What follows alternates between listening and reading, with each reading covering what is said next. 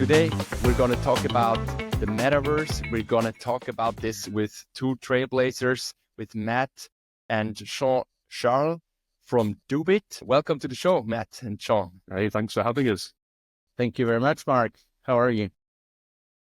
Doing well, thanks, and excited to have you here today to talk all about, what big brands are doing in the metaverse, what they're doing in gaming. You're from Dubit. Dubit has a very long history actually in virtual worlds in gaming. You started in 1999, so that's even before some of us joined the internet. Can you give us a brief introduction for both of you?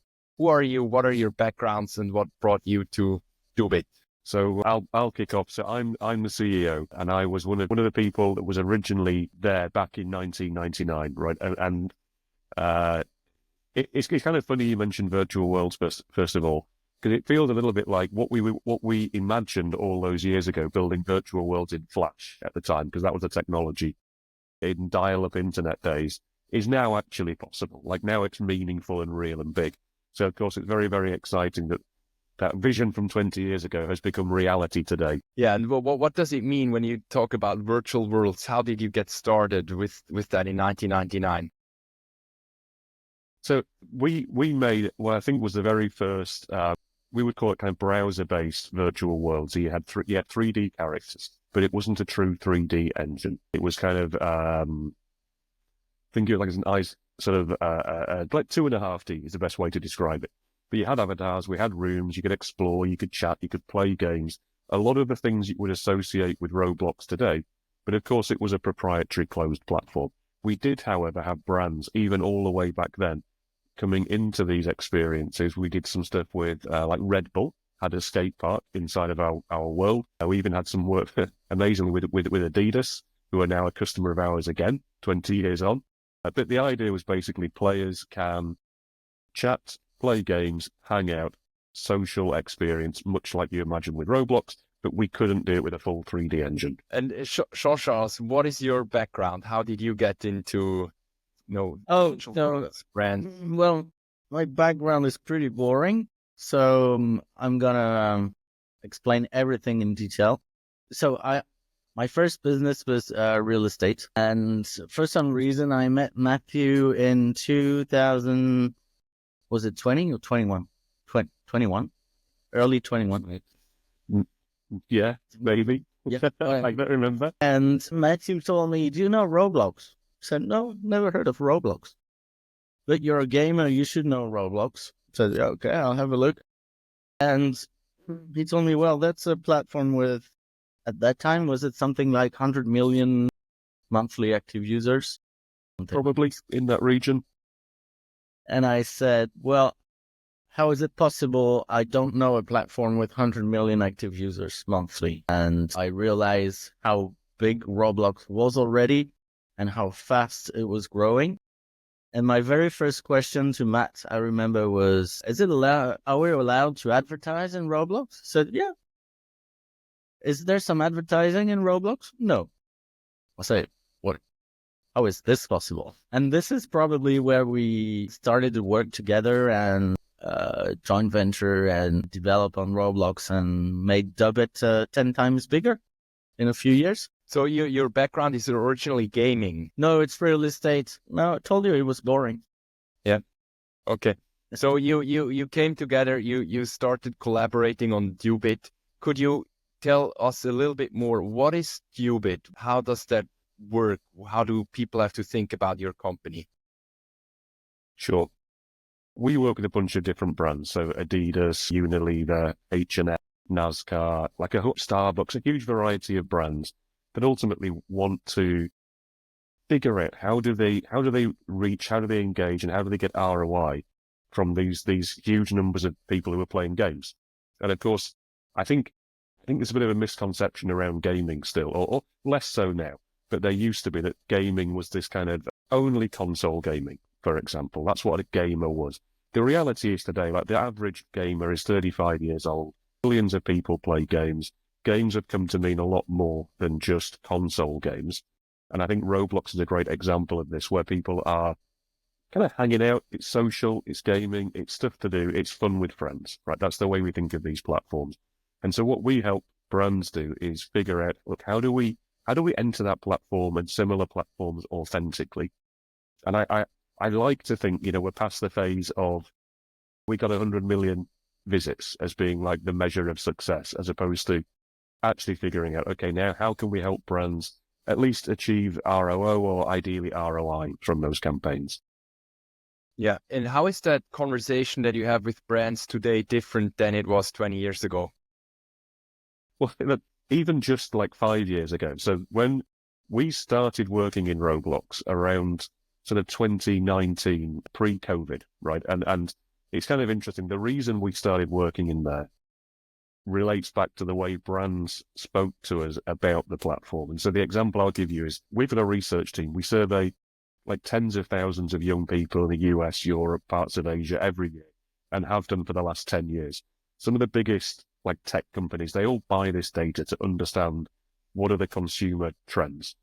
So my research team said to me in 2019, there's this platform, this thing called Roblox, where certain groups of young people in America are playing this, or 50% of them are playing it every week. And I think it was probably at the time around 9 to sort of 12-year-olds. Now, it wasn't as expansive as it is now, but the point is, once you get above 50%, there's actually very few games, platforms, apps that have 50% of a cohort playing every week. So we said, well, this is fascinating. Some of the brands that we're already working with should look to build in this platform. And again, this is pre-COVID outbreak, which is important. So I went to a bunch of brands, entertainment brands, other types of brands that we already knew, and said, look, check this thing out. It's massive. Your consumers are there. And a lot of them, not all of them, but a lot said to me, look, Matthew, it looks terrible. Like it's terrible. The quality's terrible. It's for kids. We are not interested in this. And this kind of like reminded me almost identically of what they used to say to me about YouTube like 10 plus years before. Because because of the research business, we saw how much time young people were spending on YouTube. And if you remember like 10 odd years ago, YouTube was like Annoying Orange, Charlie Bit My Finger. And the graphic quality was, the video quality was poor. But technology improves. And so it was that kind of seeing history repeat itself where they didn't get the platform. They didn't realize that it's effectively the third wave of user-created content, user-created 3D, where YouTube was user-created video, and of course Twitter and everything was text before that.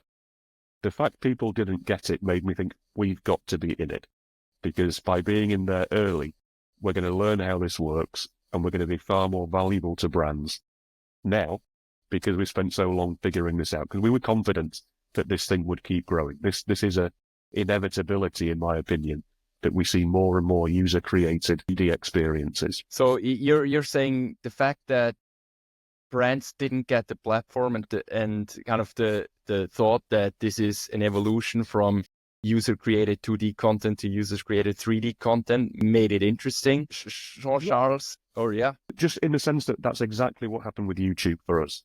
So we were trying to get brands to participate in YouTube 10 plus years ago. And early on, they didn't get it because they didn't understand the creator flywheel. So more creators means more content. More content attracts more consumers. More consumers obviously attract more money, and more money attract more creators. And so it was pretty obvious that that's the flywheel Roblox had. That was the same flywheel that YouTube and other UGC video platforms had. And if you take a bet on technology, that technology just keeps improving, you can bet that Roblox will get more powerful, which will make things easier, visually better, attract more consumers, attract more creators, and that flywheel will keep spinning. And so it was seeing and hearing those same words that we heard 10 years before about the one of the most disruptive waves of entertainment technology ever. You look at it again and go, this is going to happen with Roblox. This is inevitable. We've got to be there. Yeah. So Jean-Charles, you mentioned before you came together in around 2021, and for you it was interesting that there was no advertising on the platform. Nevertheless, there are millions of users. There's ad space. No one is using it. Was this one of what made it so interesting for you, or what was that thing that made it click for you? Totally advertising. It was for me like it was a huge public place. What I really like is when Matthew compares Roblox with, for example, a tennis club. Like you can have friends at your tennis club, you can have different friends at school, and why wouldn't you have different friends in Roblox? You can meet up in real life or not, whatever it is. So it's a public space. We've seen a lot of Web3 platforms launching with virtual worlds with a few traffic, unfortunately. So I was like, it's crazy that this platform was such a huge growth and millions of users, no advertising. So this is where I think we clicked with Matthew and decided to put all in on this platform and on this new business model. And I totally agree with Matt. Like, it's not just about coming from 2D and putting stuff in 3D. It's because it's a social network. It's really some new ways of interacting, new ways of reaching users, customers. Yeah, it's redefining some marketing all over the world.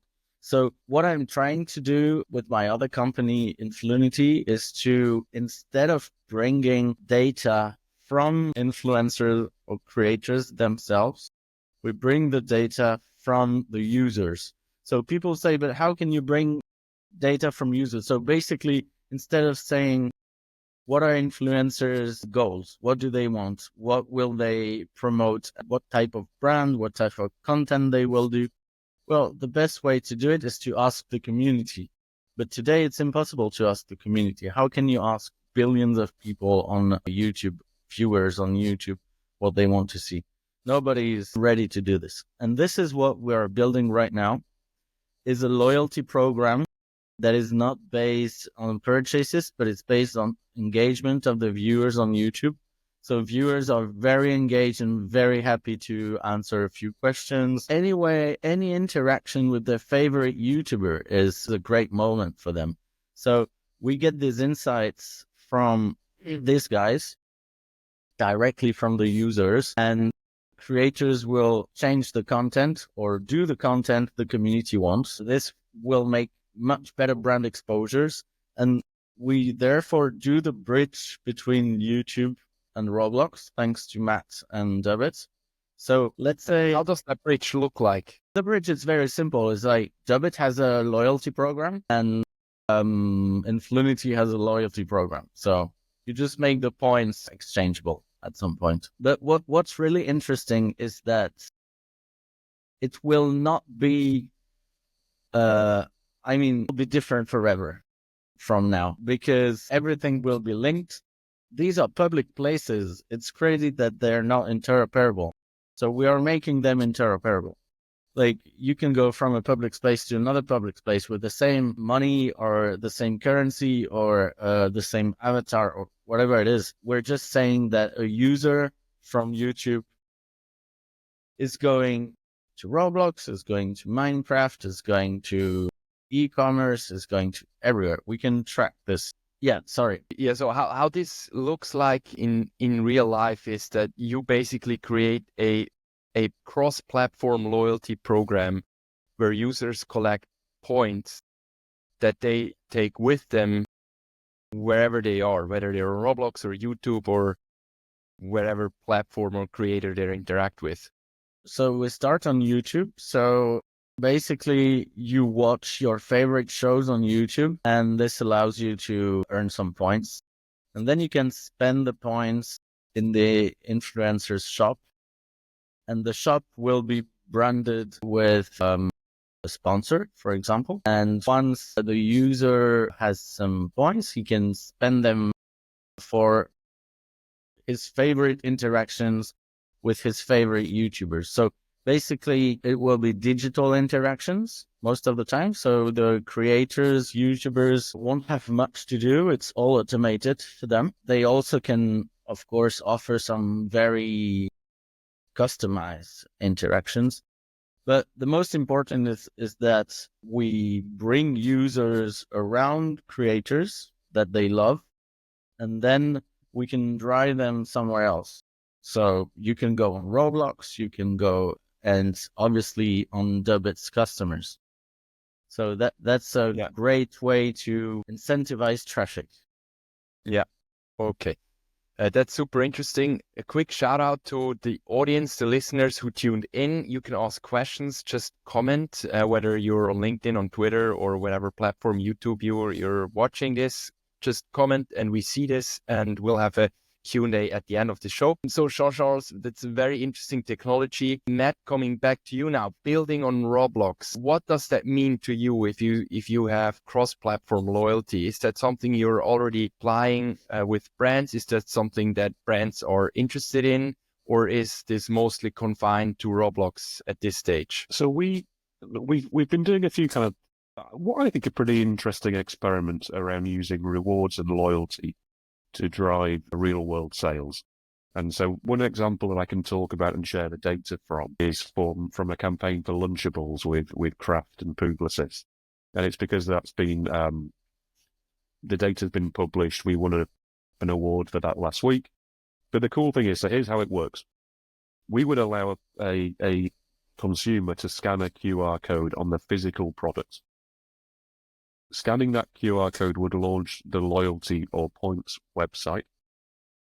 From there, clicking a link or a button would award the consumer, in this case, Lunchables loyalty points, and take them into Roblox.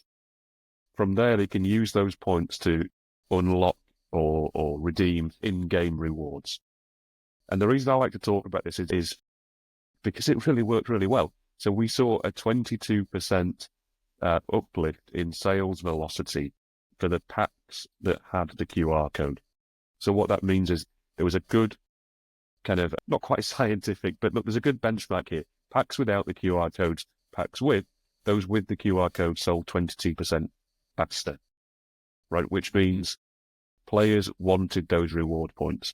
And so we've been able to drive people to purchase real world product through Roblox. And I think it's very natural that as we expand out this technology further, we'll have a lot, many more compelling examples of how incentives, rewards, nudge people to take certain behaviors and actions. Yeah. Okay. I want to take a step back again before we dive deeper into some of the activations that you did with Dubit. So one of the questions I had is that you mentioned before that a lot of those brands didn't understand the platform at the beginning. And now it looks like most of the consumer brands are on Roblox, and most of them kind of understood that this is the platform they need to be in.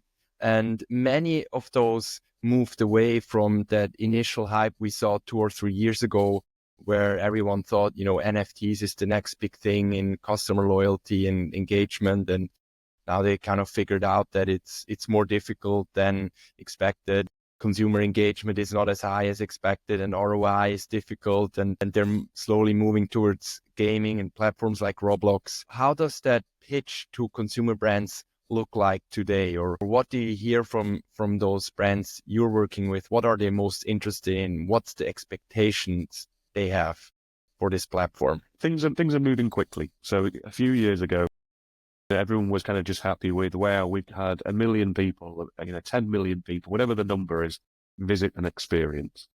Now, of course, the reality is, and this is nothing insightful, right? But if brands hope that when they spend advertising money, they make more money back in revenue, right? That's the obvious goal here.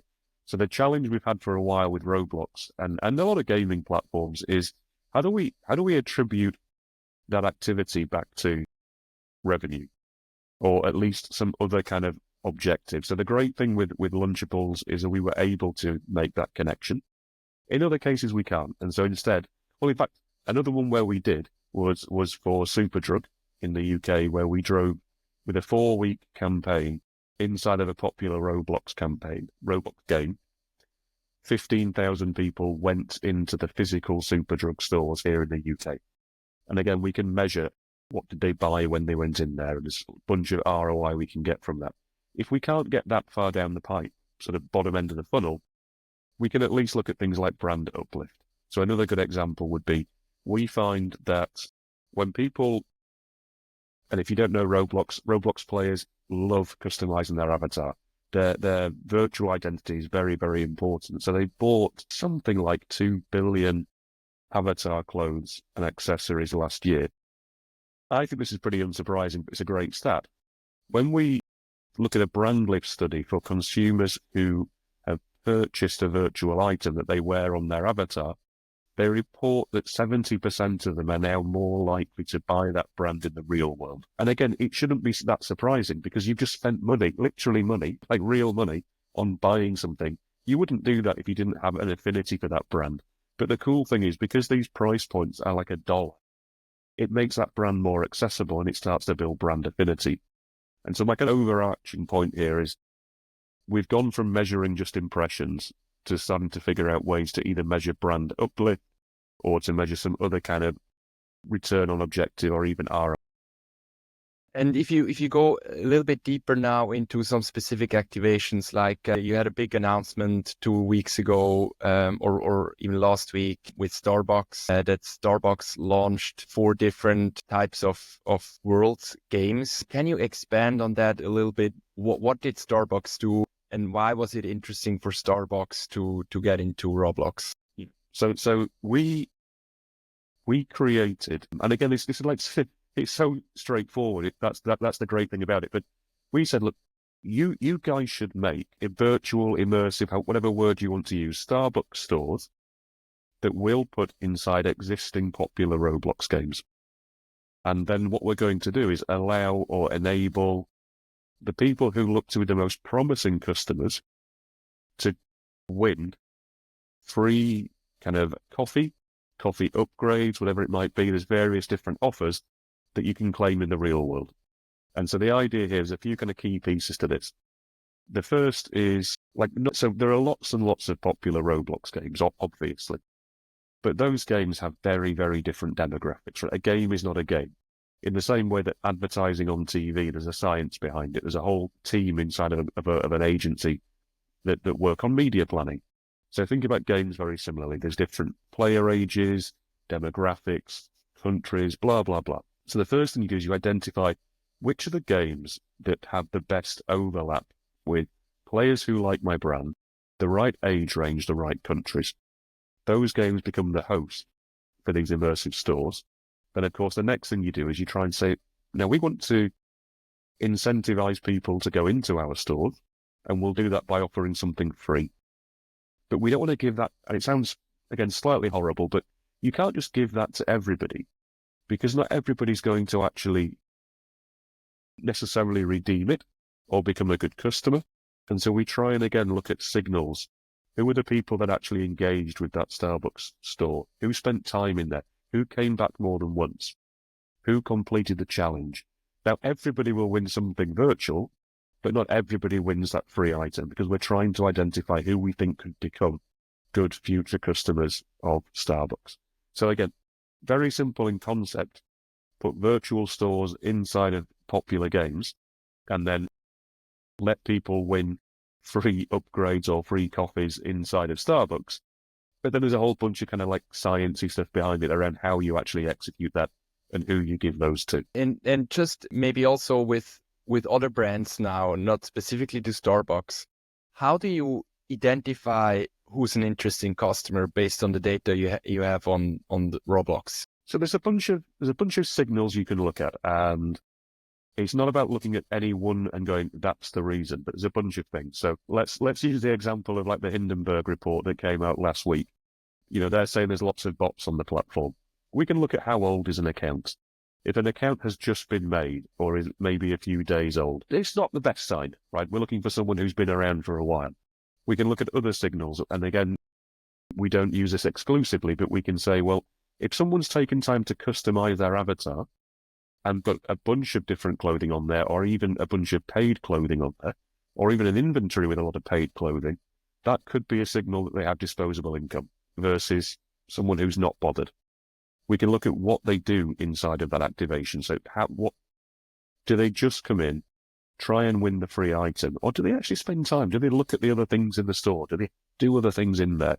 And so there's a whole bunch of kind of different behavioral signals that sort of at least give a sense for, hey, this person's come back a few times. They've actually looked at other parts of the brand activation. They've not just come in to try and win the free item. Their avatar account looks good. They've got inventory that's been bought, blah, blah, blah. You stack all of these together and you start to get a score, is the way we look at it, of who's more likely to become a customer. Now, again, really, really important. When people can win a prize, there'll always be a virtual prize they can win, but we just can't necessarily give out several dollars of real world prize to everybody.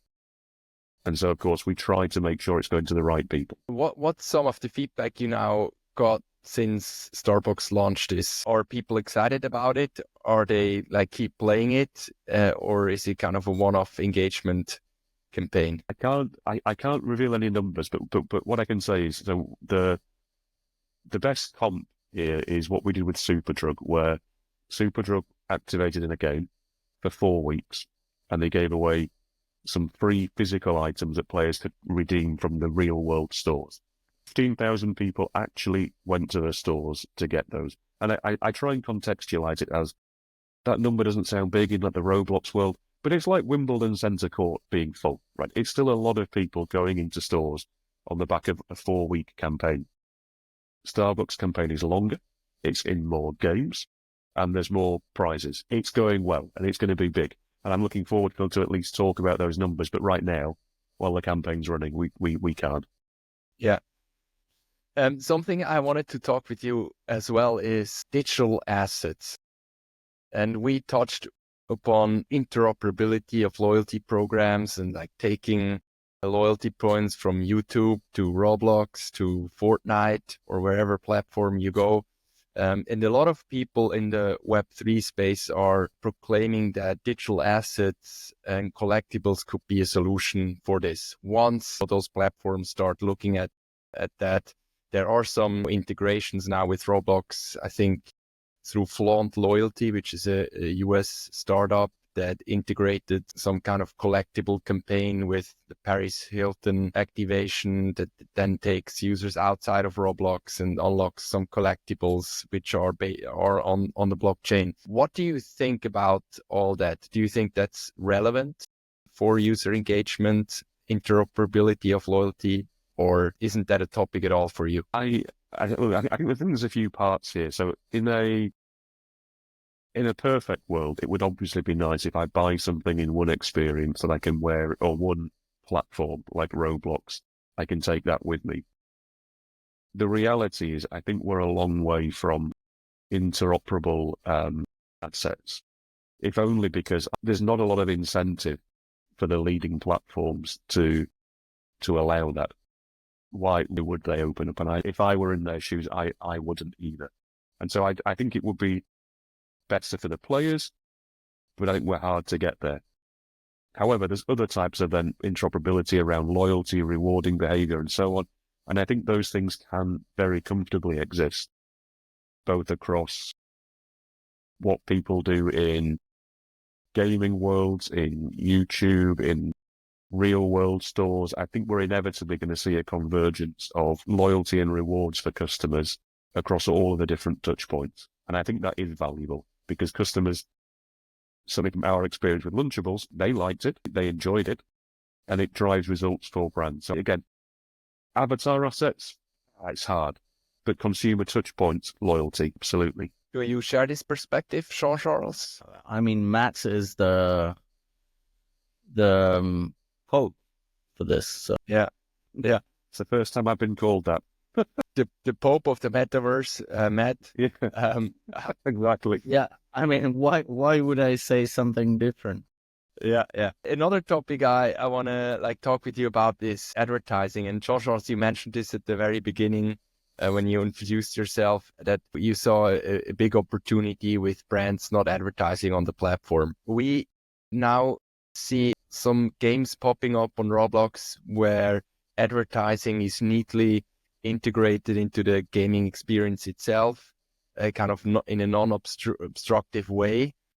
How do you see advertising on Roblox? What's the big opportunity there for brands? Well, in my opinion, let's have a look at this from a user point of view. When you're a Roblox player, you love branded experiences. Why do you love them? Because it's a new experience. It's kind of a pop-up experience. It brings you maybe new free UGC, new items, new worlds, new places to experiment, to share with your friends.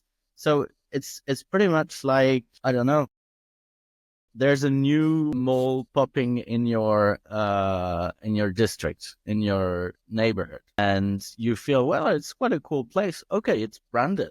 There are shops in it. There are stuff to buy. But I mean, that's pretty much real life, and you're super happy to hang out there and get there. So users on Roblox don't feel, I mean, the way Dubit does it, the users, they do not feel at all that we just put brands in front of them.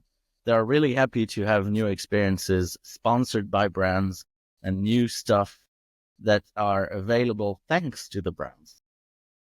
So how you understand advertising is kind of experiencing a branded experience. However, like there are also like some games now that have like native advertising. You would be in a game and then they have space where they have an ad within the game. How do you think about that? Yeah. Yeah, so we were one of the, I think 7 first partners with Roblox to be able to offer those ad units to our customers. So we were part of the rollout of that program, and obviously helped to inform a lot of how it works today. The way I think about that is it's a fantastic. There's 2 things that are great about it. First of all, it's a very easy entry point to just try out the platform, and of course, Roblox, it has come a long way in sort of general understanding, but like it's still new. It's a new thing, and in a world where you could spend money on Facebook or social media or whatever it might be, and know that you're not going to get fired by your boss. It's great to have an easy, low-risk way of entering something like Roblox. So that's how I think about the billboards piece. You've also then got in there, which we use all the time, the portals where we can promote a brand experience and teleport them into that branded experience. And so kind of the way you want to think about advertising on Roblox is this spectrum from ad units that you can buy, which we call those immersive ads, and there's a few other things in there around search ads and various bits that are being rolled out by Roblox. Then you've got the level up, which is a brand can go into an existing popular game, and then you can build your own game.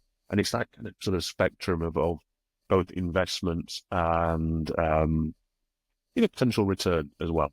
All right. And so we're already almost at the end of the show. We'll have a short lightning round with very juicy questions at the end. For the listeners, if you have questions, please write them in the chat and we'll see them. We have a short Q&A now. I have the first question actually for you, which is, what is some of the most actionable advice or takeaway you would give a brand leader considering building on Roblox today? The simplest is, you need to decide, are you in the games business?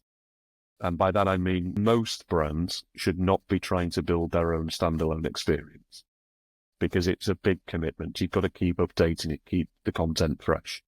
That doesn't mean don't be in Roblox. It just means, like, you wouldn't create your own TV show, you'd advertise next to a popular show. That's how I think most brands should think about this. First question they ask, are we in the games business, or are we in the fashion business, or are we in the whatever business? Yeah, that's a very good analogy. And maybe a follow-up question on that is, how would you think, or what advice would you give a luxury brand that might be a little bit more reserved and cautious about their brand image and how it's portrayed and how, users and customers interact with it? Is Roblox a platform for luxury brands? Yeah. So look, Roblox, as I mentioned when we started, like, people said, Roblox is terrible, the quality's bad, blah, blah, blah. It doesn't have to be. It might be if some of the games are not great, but that's fine. You can make really nice experiences, first of all. The other key thing for a luxury brand to think about, in my opinion, is luxury perfumes. Perfumes expanded the accessibility of your brand at a lower price point. People could go through the airport, Yeah, I'm in a good mood. I'm going on holiday. I'm going to try out the perfume, right? Oh, and I'll buy it because it's cheap. And now you've bought into Tom Ford or whatever it might be. Think of Roblox in that same way. It's a lower entry point to start buying in and building a relationship with your brand that will grow them into a fan and a customer over time. I might be a little more harsh on this. I mean, most of luxury brands think their image is so polished that going into Roblox is maybe a threat or a risk. But the risk right now is to not go on. The risk right now is to not go on TikTok, is to not go on YouTube. Like, kids just want, I mean, kids are just like everybody. When I say kids, sorry, it's 20 plus or whatever. They're just like anybody. They buy what they see. I mean, I'm in California right now. I almost want to buy a Tesla. Almost. I will not. But I mean, you never buy what you don't see. You only buy what you see. And what they see today is what is YouTube, TikTok, and Roblox. So why would you not be there? Why would you not be where the traffic is? Why? I mean, it's crazy. It's like saying, no, I don't want to be in this street because this street I don't know, it's not the right image for my brand. Yeah, but look at the street. It's full of people. Yeah, that's a very good analogy as well, and connects to what Matt said before. Most of the brands come here because they can build brand affinity. They can connect to just a large audience of next-gen consumers, and that's where consumers are. So very, very interesting. We have a question from Fabrice Rayo Ferra. I'll quickly show it here. Do we know how much brands have spent so far on Roblox? No idea. It's going to be, let's say, it's going to be under 100 million, I would assume. And it's going to be north of 50, is my guess. But I could be wrong. It's just a guess. Yeah. I have another question here as questions are coming in. We recently, and you touched upon this, Matt, we recently saw that report that came out that alleged Roblox of inflating user numbers. What do you think about this report? Is there anything to it? How should brands think about those allegations? I think the most important point here is that we seeing continued revenue growth across Roblox, which if it was all growth being driven by bots, that would not be the case. So revenue wouldn't be growing. There's no question, and Roblox have never denied, that when they report, for example, 70 million DAU, or daily active users, that is like daily active accounts. That's accounts that have logged in. A lot of other platforms report in the same way because it can be difficult to dedupe the different user accounts a player might have. So I think that's more of a at least, however, my sympathy here is when we hear DAU, daily active user, you do kind of think of the person rather than daily active account. So I get that, and that's a fair criticism. And then, look, the child safety piece, I find pretty frustrating because obviously the ideal is that no child is ever exposed to any inappropriate experience and so on. However, if you compare the number of reports for Roblox versus other platforms, even relative to their size, it's way, way down. And that's because Roblox does moderate a lot. But also, Roblox isn't fundamentally about chatting, right? It's about playing. So the majority of there just isn't as much opportunity for content to be, inappropriate content to be created because that's not the purpose of the platform. So to me, look, it's absolutely brand safe. The fact that the revenue's growing shows you that users are growing. Yes, it would be lovely if we could have deduped MAUs and DAUs, but I think it's directionally. The point here is it's growing, it will keep growing because of that creator flywheel. More creators, more content consumers means money means creators, it will keep growing. So it's kind of, don't stress too much in the short term. There are real people there spending huge amounts of time, and it's not like a cesspit for, bad things. It just isn't. I've never encountered that on the platform, ever. Yeah. All right, that's very helpful. We have another question here from Maja Vucinovic. I'll quickly show it. What's the next competitor to Roblox? Is there one? Yeah, look, it's the obvious ones you'd throw in there because they're doing a lot to build out UEFN, big partnership with Lego and Disney. You've got ZEPETO as another potential platform. And I think this is my slightly contrarian view that I think we'll see a lot more coming from Meta in the coming months to years. And my suspicion there's no inside knowledge here, but I think Meta has the cash, obviously, to throw at something like this. They've already solved the advertising piece, which means they have to now figure out how do I get people creating inside of my Horizons world. That's already, by the way, people that realize you can play Horizon Worlds in the web browser, does not require a VR headset. So when I talk about Meta, I'm absolutely not meaning on the back of VR. I'm suggesting that they won't want Roblox and others to run away with, let's call it the immersive social opportunity. And that's what's happening today. Whether Fortnite can catch up is tough. They've got to build those developer tools. So right now, I think Roblox is sufficiently far ahead that they probably won't get caught. But I think Meta just might surprise us by just how much money's being thrown right at solving these problems. So should brands still consider Roblox as the go-to platform for immersive social experiences, or should they already be looking at competitors like ZEPETO or even Fortnite, maybe even Meta? Yeah, look, I'm of the view that when you look at the overlap right between these audiences, there's actually surprisingly, like, it's not like all Roblox users are Fortnite users and all Fortnite users are Roblox users. It's different people. So again, if you want to reach people who are like Gen Z, whatever, alpha, they play games, you should be looking at those different platforms. It's not one or nothing right now. But obviously today, Roblox, in my opinion, has one of the more built-out ecosystems for brands. Better developer tools, it's easier for me to promote those brand experiences that others will catch up, but brands should still be looking at them. And we do stuff in all three of them. Yeah. All right.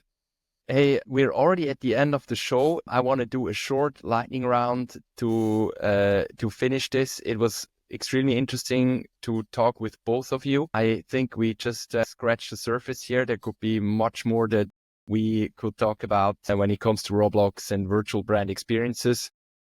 So lightning round is a short set of questions with short answers, and I want to start it right off. What's your favorite platform in the metaverse right now?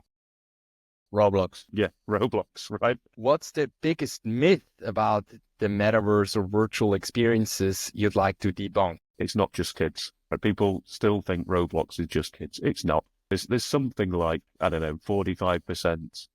I forget the numbers. I'll get it wrong. There's over 100 million over 18s on the platform. It's not only brand exposure, it's ROI for brands in real life, ROI on sales. What's a common mistake brands make when entering the metaverse? I would say, again, assuming that they need to build their own experience, like we talked about before, most brands are not in the games business. My point of view is when they go to competitors, that's the biggest mistake they do. Because most of the competitors would just build a game for them. We drive traffic and ROI. Yeah.